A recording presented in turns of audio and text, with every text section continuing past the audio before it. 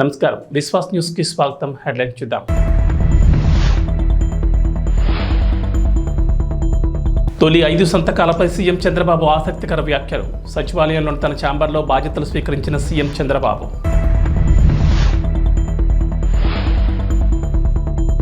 సామాన్యులకు దడపుట్టిస్తున్న ఉల్లి టమోటా 15 రోజుల్లోనే అమాంతం పెరిగిన ధరలు.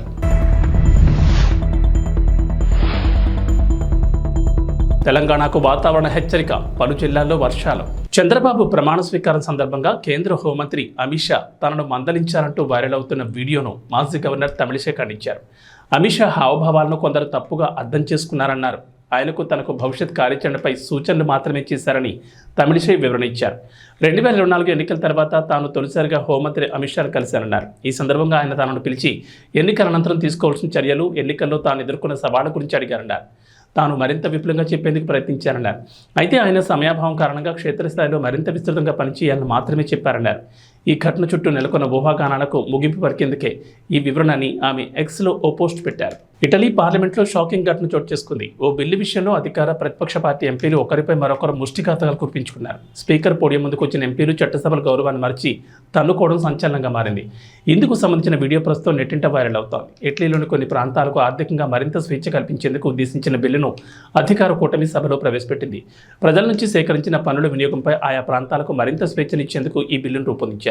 దీన్ని ప్రతిపక్ష సభ్యులు తీవ్రంగా ఖండించారు. ఈ క్రమంలో సెంటర్ లెఫ్ట్ 5 స్టార్ మూవ్మెంట్ ఉద్యమానికి చెందిన ఓ చట్టసభ సభ్యుడు పార్లమెంట్లో ఇటలీ జాతీయ జెండాను ప్రదర్శించే ప్రయత్నం చేశారు. ఈ క్రమంలో ఇరు వర్గాల మధ్య ముష్టిఘాతాలు, తోపులాట జరిగింది. ఈ బిల్లు కారణంగా ఇటలీలో ఉత్తర దక్షిణ విభజన మరింత తీవ్రమవుతుందని, పేదరికంలో మగ్గుతున్న దక్షిణాది ప్రాంతాలు మరింత ఇబ్బందులు పడతాయని బిల్లును వ్యతిరేకిస్తున్న వారు చెబుతున్నారు.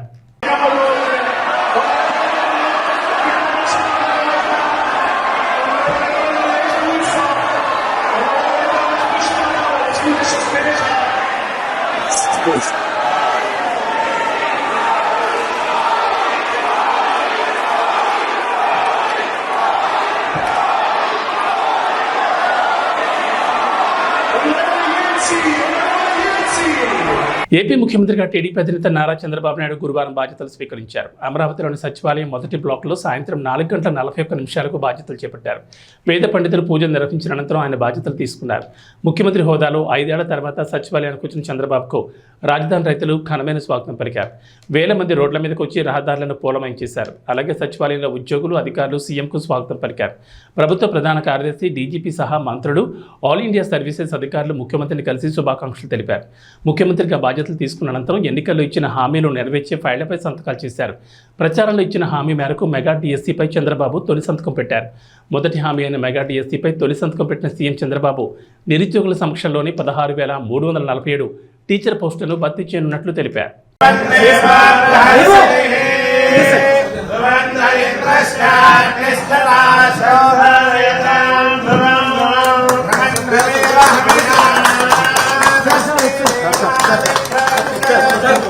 ఈరోజు మీ అందరి కోసం ఎన్నికల్లో కూడా ఉద్యోగాలు లేవని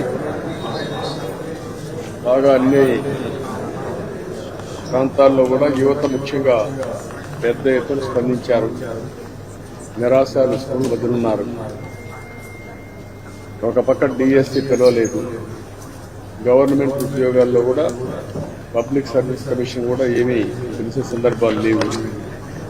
ఇంకొక పక్క ప్రైవేట్ ఉద్యోగాలు కూడా ఎక్కడ రాలేదు. ఇండస్ట్రీస్ అన్ని రాకుండా దేశంలోనే ఎక్కువగా అంటే 24% నిరుద్యోగం ఉండేది మన రాష్ట్రమే. దాని మీద మీ ఆవేదన మేము అర్థం చేసుకున్నాం. ఎన్నికల్లో ఒక నిర్దిష్టమైన ఆలోచనకు వచ్చాం. నేను అందుకే దీని మీద యువతకు ఉద్యోగాలు కల్పించాలనే ఉద్దేశంతో నేను ఆ రోజు అనౌన్స్ చేశాం. నేను పవన్ కళ్యాణ్ గారు మేము అందరం కలుసుకొని బీజేపీ అందరం కలుసుకొని అందులో మెగా డిఎస్సీ పెడతామని ఫస్ట్ సంతకం డిఎస్సీ పైన పెడతానని చెప్పాను. అందుకే ఈరోజు 16,347 ఉద్యోగాలు డిఎస్సీకి నోటిఫికేషన్ ఇస్తున్నాను. అది ఇప్పుడే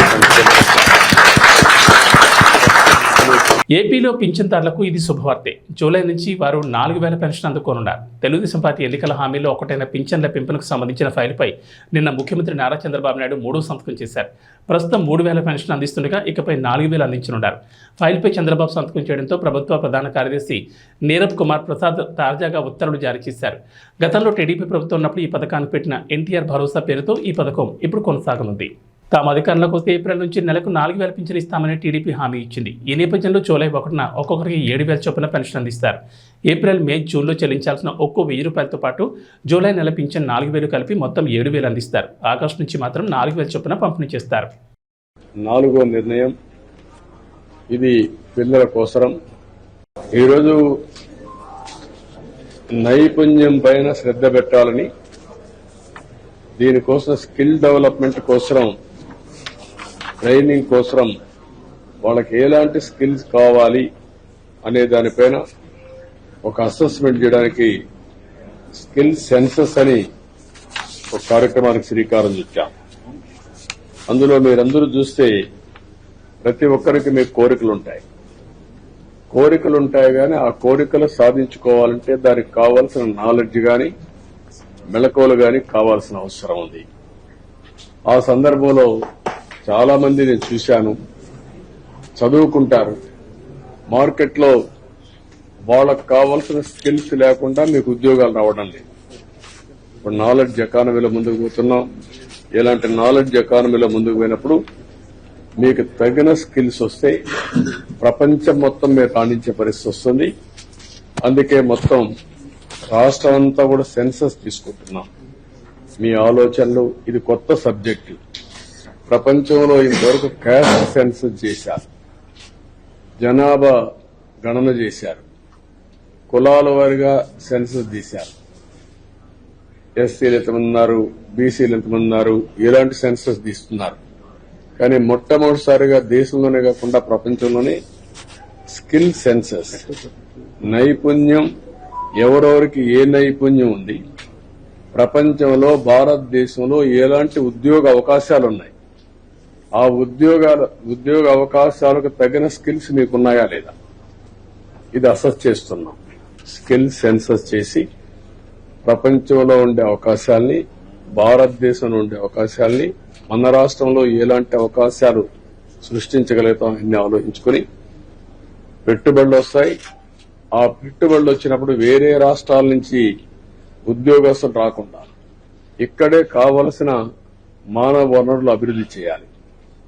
అలాంటి వనరులు అభివృద్ది చేస్తూ మీకు కావలసిన స్కిల్స్ అన్ని కూడా నైపుణ్యాన్ని నేర్పించడానికి ఈ సెన్సస్ చేస్తున్నాం. దీనివల్ల రాబోయే రోజుల్లో మన దగ్గర చదువుకున్న పిల్లలు ప్రపంచం మొత్తం ఉద్యోగాలు రావడం, మన రాష్ట్రంలో ఉండే పెద్దవాళ్లకు కూడా ఈ స్కిల్స్ కొద్దిగా నేర్పిస్తే ఇప్పుడు సంపాదించే డబ్బుల కంటే 3 రెట్లు 4 రెట్లు ఎక్కువ సంపాదిస్తాం. అది కూడా నేను ఆలోచిస్తున్నా, అది చేస్తామని తెలియజేసుకుంటూ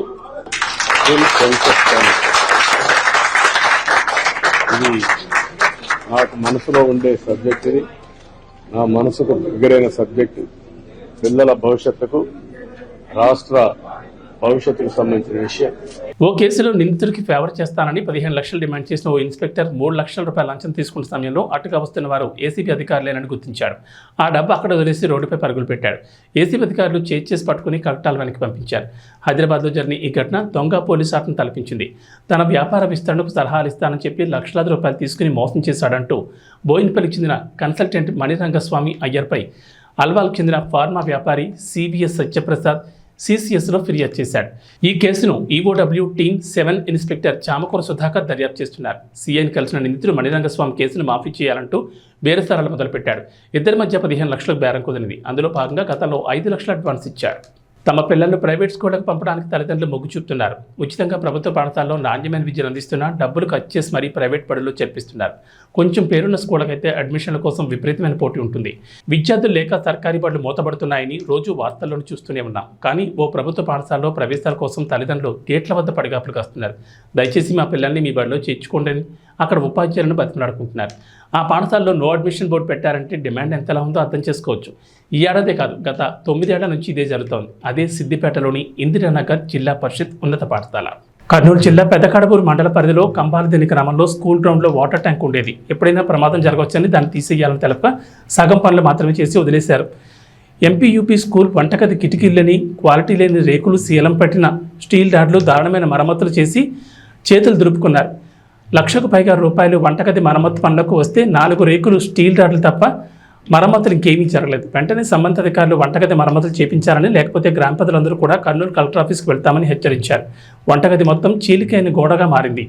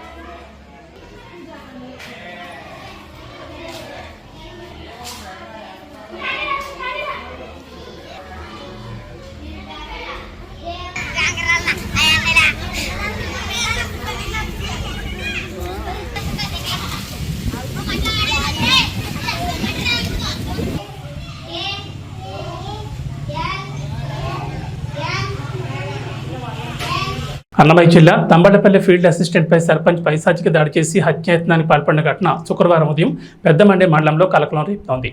బాధితుని కుటుంబీకులు పోలీసులకు ఇచ్చిన ఫిర్యాదు మేరకు వివరాలు ఇలా ఉన్నాయి. మండలంలోని ముసలికుంట దిగువపల్లి గ్రామం వడ్డివంక తాండాకు చెందిన రవినాయక్పై దిగువపల్లి గ్రామ సర్పంచ్ యుగంధర్ రెడ్డి మరికొందరు గురువారం అర్ధరాత్రి పైశాచికంగా దాడి చేసి హత్యాయత్నానికి పాల్పడ్డారని బాధితులు పెద్దమండ్యం పోలీసులకు ఫిర్యాదు చేసినట్లు తెలిపారు. దాడిలో గాయపడ్డ బాధితుడు ప్రాణాపాయ పరిస్థితిలో ఉండగా వెంటనే కుటుంబీకులు అతన్ని మదనపల్లి జిల్లా ఆసుపత్రికి తరలించారు. వాళ్ళ సర్పంచిన ఈ పిల్లలతోనే వాళ్ళు గెలిచినారు. వీళ్ళకు వాళ్ళకు గెలిచిన తర్వాత వాళ్ళు ఇంతకుముందు జగన్ కల్లో ఉన్నాడు. ఇప్పుడు ఆ పార్టీ వదిలేసి టీడీపీ కల్లో ఉన్నారు. ఇప్పుడు గెలిచిన తర్వాత వీళ్ళిద్దరు కొట్లాడుకొని అలిగి ఉండిన తర్వాత గ్యాలరీలో ఎంత 18 గ్యాలరీలో ఉన్నప్పుడు మేము ఫోన్ చేసినాము. ఫోన్ చేస్తే వాహనం పిలుస్తుంది, మేము రాగానే వాహనం పెంచుకుంటూ వస్తానంటే అప్పుడు వాళ్ళే వచ్చే దారిలో ఫోన్ చేసి పిల్లలకి వాళ్ళ ఇంటికి తొడుకొని పోయి మందు తాగి వీరేంద్ర, దయారెడ్డి, రమణారెడ్డి, వాళ్ళమ్మ జయమ్మ, వాళ్ళ నలుగురు పట్టుకొని వాళ్ళ ఇంటికాడ జరిగింది. ఇంటికాడ పోయి తాచి చేసి తాగడి కొట్టి నడి దావలో వాన బండ్లతో వచ్చి మా బండ్ర వచ్చే దావలో పడేసేసి నేను దిగాలు జోబులు వేసేసి వచ్చి వెళ్ళిపోయినారు. వాళ్ళు పడేసి వెళ్ళిపోయినట్టు చేసి వీళ్ళకి దారిలో ఎవరో చూసి ఫోన్ చేసేసరికి మా తాండాలు 2-3 ఆటోలు వచ్చినాము. వస్తే వెళ్ళి పడుకొని ఉన్నాడు. నీళ్ళు పోసే వాళ్ళే దిక్కు దారి ఎవరు లేదు. మా ఊరు వాళ్ళు 2-3 ఆటోలు వచ్చి మేము చూసి అంబులెన్స్కి వాళ్ళే ఎవరో ఫోన్ చేసినప్పుడు అంబులెన్స్ వేసుకుని తమ్మలపల్లి వస్తే తనకంత గాయాలు ఉన్నాయి. మేము మా వల్ల కాదు, మేము చూడము, మనపల్లికి తీసుకోకుండా వాళ్ళే ఫోన్ చేసి అంబులెన్స్ మాత్రం కొంటున్నారు. కోరుట్ల ఆర్టీసీ బస్టాండ్లో సెక్యూరిటీ గార్డ్పై కత్తితో దాడి చేశారు. సాగర్ సెక్యూరిటీ గార్డుగా విధులు నిర్వహిస్తున్నాడు. తాపీ మేస్త్రిగా పనిచేస్తున్న ఛత్తీస్గఢ్కు చెందిన లోకేష్ అతని భార్య నుండి బస్టాండ్లో ఉన్నారు. లోకేష్ మద్యం తాగి బస్టాండ్లో గోల చేస్తుండడంతో సాగర్ మందలించాడు. దీంతో లోకేష్ అతనిపై కత్తితో దాడి చేశాడు. వెంటనే అప్రమత్తమైన గార్డ్ అతని కత్తిని తీసుకుని అడ్డుకున్నాడు. అతన్ని పోలీసులకు అప్పగించారు.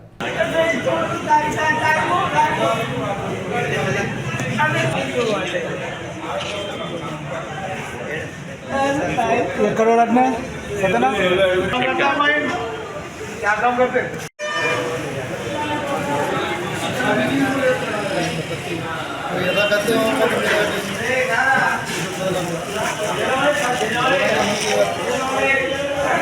కంపల్సరీ చెప్పుకోవాలి ప్రజలకు ఇబ్బంది కాకుండా కంపల్సరీ చెప్పుకోవాలి రేపే సార్ ఏ ఊరు వాళ్ళు నిద్రగా ఎట్లా లేదు నిద్రలో ఎట్లా డిస్టర్బ్ చేసినా ఎవడే పెట్టున్నాడు ఇక ఇందులో ఇష్టం వచ్చినట్టు ఇప్పుడే మొదలెట్టి ఇలాగనే ఊరుకున్న ఈ ఆరోగ్యం షాప్ ఉన్నది కదా వాళ్ళు కూడా పోలీసు వాళ్ళు చెప్పినప్పుడు వెళ్ళిపోవాలి బాబు వెళ్ళిపోవాలి ఆయన కూడా ఏం లేదు ఆడి మీదనే మాట్లాడు అయినా దెబ్బ కొట్టు వెళ్ళిపోయాడు మళ్ళీ తాగచ్చు వెనకకెళ్ళి అట్లా రప్పన వచ్చుకొని కత్తి పెట్టేసింది మెడ మీద ఇట్లా దొరకాలి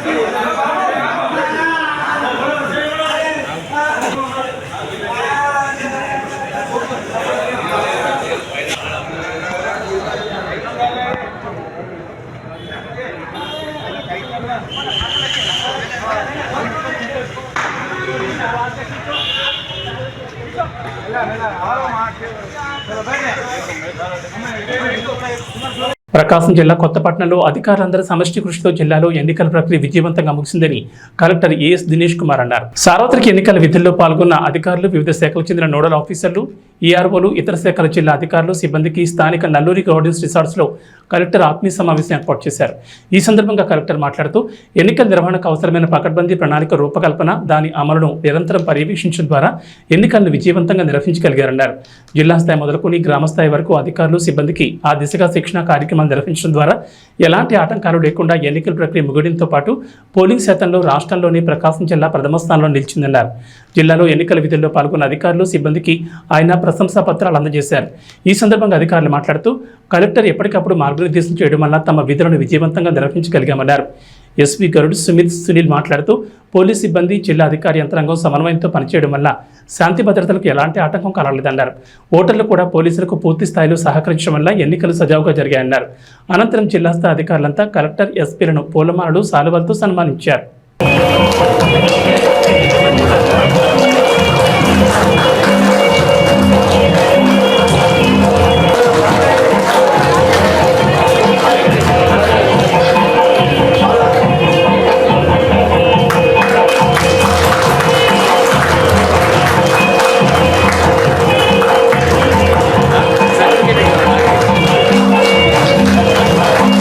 ట్రైనింగ్ కంప్లీట్ చేస్తూ 97 తహసీల్దార్ అయ్యేటప్పుడు నేను ఎట్లా కూర్చుంటే సీనియర్ తహసీల్దార్స్ ఉండేవారు.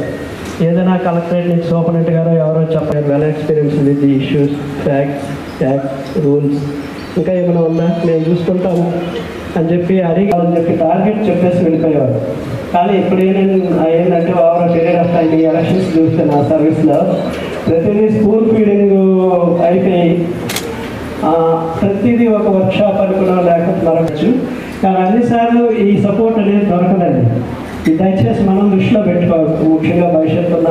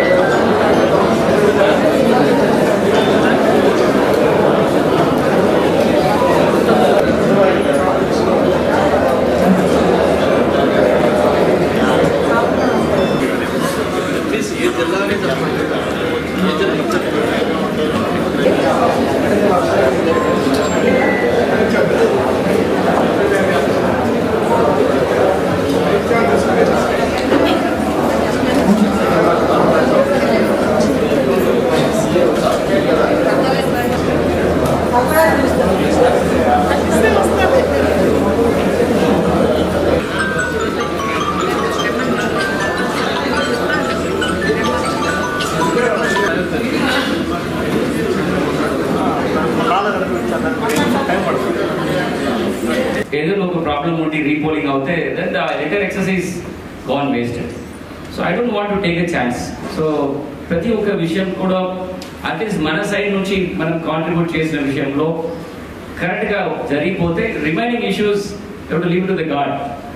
ఎందుకంటే అన్ని I will not take all credits. అన్ని నా లీడర్షిప్లో జరిగింది అంటే ఐ వుడ్ సే మనం చేసిన ప్రయత్నం only 20-30%. So 70-80% is about our good will, మీ ప్రయత్నము అండ్ గాడ్స్ విల్. సో ఎందుకంటే మన చేయిలో ఉంటున్న control about entire process is very limited. Because we are not dealing with robots, they are not programmed to vote. ఈ టైంకి వచ్చేసి ఇట్లా ఓటేసి మీరు వెళ్ళిపోతారని కాదు. So we are dealing with public who are different personality, different levels of literacy, different levels of political awareness, different levels of aggressiveness, sensitivities. ఇట్లా రకరకాల కారణాలు ఉన్నాయి. ఆ పెర్ముటేషన్ కాంబినేషన్స్కి మళ్ళీ వెళ్ళి వాళ్ళని మనం సరి చేయాలంటే అది మన వల్ల కాదు. పోలీస్ ముందు ఉన్న ఛాలెంజెస్ ఏంటి, దానికి ఎట్లా మేము ఓవర్కమ్ చేయగలిగాం. ఫర్ ఎగ్జాంపుల్, ఇప్పుడే జేసీ గారు చెప్పారు, మీ దగ్గర ఉన్న అన్ని ప్రొసీడింగ్ మీరు పెన్ డ్రైవ్లు పెట్టి మేమంతా కంపైన్ చేసి నెక్స్ట్ ఎలక్షన్కి వాడతాం. సరే, ఎప్పుడు వచ్చాను డిస్ట్రిక్ట్లో ఛార్జ్ తీసుకున్నాను, నెక్స్ట్ డే అడిగాను ఎస్పీ ఏమడుగుతారు, నెక్స్ట్ డే బందోబస్తుకి ఒకటే పని, బందోబస్తుకి పాత బందోబస్తు స్కీమ్ ఉంటుంది 2019. ఇప్పుడు దాని ప్రకారంగా సేమ్ ఇటు చేసి లేటెస్ట్ ఏం జరిగింది అది తయారు చేస్తాం. ఆన్సర్ ఏంటి, పాత రికార్డు ఏం లేవు సార్, బందోబస్తు ఏం లేదు, ఇప్పుడు అంత కొత్తగా తయారు చేయాలి. అదే ఆన్సర్, ఇది జరిగింది నిజం, ఇక్కడ ఉన్న అందరూ చెప్పగలుగుతారు. ఎప్పుడు చూడండి, కొత్తగా వచ్చాను, పాత రికార్డులు ఏం లేవు, అంతా మాయమైపోయింది చెప్తున్నాను. సో మళ్ళీ ఫ్రెష్గా ఏ ప్యాటర్న్లో చేయాలి, ఎట్లా చేయాలి అంతా వర్కౌట్ చేశాను. నెంబర్ 1. సో చేసి చెప్పింది చాలా ఇంపార్టెంట్. సో ఇది పోలీస్ డిపార్ట్మెంట్ కూడా మేము ఇదే ఫాలో చేస్తున్నాం. నెక్స్ట్ పాయింట్, ఇంకా ఒకరు చెప్పారు ఇప్పటివరకు, పల్నాడులో బార్డర్ ఉంటుంది, వాయిపాలెంలో ఉన్న ఎస్పెషల్గా పుల్లల చెరువు మండలం, అదే అంటే డైరెక్ట్ మాచర్ల బార్డర్. సో ఇప్పుడు మనందరికీ తెలుసు పల్నాడులో ఏమేమి జరిగాయి, ఎస్పెషల్లీ వేసవిలో అదుపులో ఉన్న కూరగాయల ధరలు వర్షాకాలం మొదలవగానే రాకెట్ వేగంతో దూసుకెళ్తున్నాయి. కేవలం 15 రోజుల వ్యవధిలోనే ఉల్లి, టమాటా సహా అన్ని కూరగాయల ధరలు 60% వరకు అధికంగా పెరిగాయి. మే 3వ వారంలో కిలో 20 పలికిన ఉల్లి ప్రస్తుతం 40కి చేరింది. ఇక టొమాటో ధరలు కూడా రెండింతలు పెరిగాయి. ప్రస్తుతం కిలో టొమాటో 50కి పైనే మాట పలుకుతోంది. వంకాయలు, బీన్స్, క్యారెట్, బీట్రూట్, క్యాప్సికమ్, సొరకాయ, కాకరకాయ తదితరులతో పాటు పచ్చిమిర్చి, పుదీనా, కొత్తిమీర, ఇతర ఆకుకూరల ధరలు రెట్టింపయ్యాయి. T20 ప్రపంచ కప్ 2024లో భాగంగా తొలి 2 మ్యాచ్ల్లో విజయం సాధించలేకపోయిన డిపెండింగ్ ఛాంపియన్ ఇంగ్లాండ్ 3వ మ్యాచ్లో పంజాబ్ విసిరింది. పతికున ఒమన్ను చిత్తుచిత్తుగా ఓడించింది. ఒమన్పై 3.1 ఓవర్లలోనే ఇంగ్లాండ్ విజయం సాధించడంతో ఈ మ్యాచ్ గూగుల్లో టాప్ ట్రెండ్గా నిలిచింది. ఈ మ్యాచ్లో తొలుత బ్యాటింగ్ చేసిన ఒమన్ను 47 పరులకే కుప్పకూలింది ఇంగ్లాండ్. అనంతరం కేవలం 19 బంతుల్లోనే లక్ష్యాన్ని చేసేసి 2 పాయింట్లతో పాటు భారీగా నెట్ రన్ రేట్ను మెరుగుపరుచుకుంది. ఈ విజయంతో పాయింట్ల పట్టికలో 5వ స్థానం నుంచి 3వ ప్లేస్కి ఎగబాకింది. అంతేకాకుండా ఈ మ్యాచ్ ముందు వరకు సన్నగిలిన సూపర్ హిట్ అవకాశాలను ఇంగ్లాండ్ జట్టు గణనీయంగా మెరుగుపరుచుకుంది. Mass ka Das Vishwaksen rural action drama gangs of Godavari రీసెంట్గా రిలీజ్ అయ్యి ఆడియన్స్ను ఆకట్టుకుంది. అయితే భారీగా ఆశలు పెట్టుకున్న మూవీ టీంకి రిజల్ట్ అంతగా కిక్కివ్వలేదు. కృష్ణ చైతన్య దర్శకత్వం వహించిన ఈ చిత్రంలో నేహా శెట్టి హీరోయిన్గా నటించింది. అంజలి కీలక పాత్రలో కనిపించింది. తాజాగా ఈ సినిమా ఓటీటీలోకి వచ్చేసింది. ఈ చిత్రం ఇప్పుడు నెట్ఫ్లిక్స్లో ప్రసారమవుతోంది. ఒరిజినల్ వెర్షన్ అయిన తెలుగుతో పాటు తమిళం, కన్నడ, మలయాళంలో ఈ సినిమా అందుబాటులోకి వచ్చింది. థియేటర్ సంగతి పక్కన పెడితే ఓటీటీలో ఏ మేరకు ఆకట్టుకుంటుందో చూడాలి. మరి ఈ చిత్రంలో నాజర్, సాయి కుమార్, హైపరాది, గోపరాజు రమణ వంటి నటులు కీలక పాత్రలో కనిపించారు. యువన్ శంకర్ రాజా సంగీతం అందించిన ఈ ప్రాజెక్టును ఫార్చ్యూన్ 4 సినిమాస్తో కలిసి సితారా ఎంటర్టైన్మెంట్స్ నిర్మించింది. ఇక ఇందులో ఆయేషా ఖాన్ ఐటెం సాంగ్ మాత్రం మంచి ఊపునిచ్చింది. ఇక వాతావరణ విషయానికి వస్తే తెలంగాణలో వర్షాలు కొనసాగుతున్నాయి. రాష్ట్రంలోకి నైరుతి ఋతుపవనాలు ఈ నెల 3న ప్రవేశించగా 20 రోజుల్లోనే అన్ని జిల్లాలకు విస్తరించాయి. అలాగే ద్రోణి ప్రభావంతో రాష్ట్రమంతటా వర్షాలు పడుతున్నాయి. ఇవాళ కూడా రాష్ట్రంలో మోస్తరు వర్షాలు కురిసే అవకాశం ఉందని వాతావరణ శాఖ తెలిపింది. అక్కడక్కడ పిడుగులు కూడా పడతాయని తెలిపారు. అయితే రాష్ట్రంలో ఈ నెల 18 నుంచి 3 రోజుల పాటు ఉరుములు మెరుపులతో కూడిన తేలికపాటి నుంచి ఓ మోస్తరు వానలు పడతాయని అంచనా వేస్తున్నారు. కొన్ని జిల్లాల్లో భారీ వర్షాలు నమోదయ్యే అవకాశం ఉంది అంటున్నారు.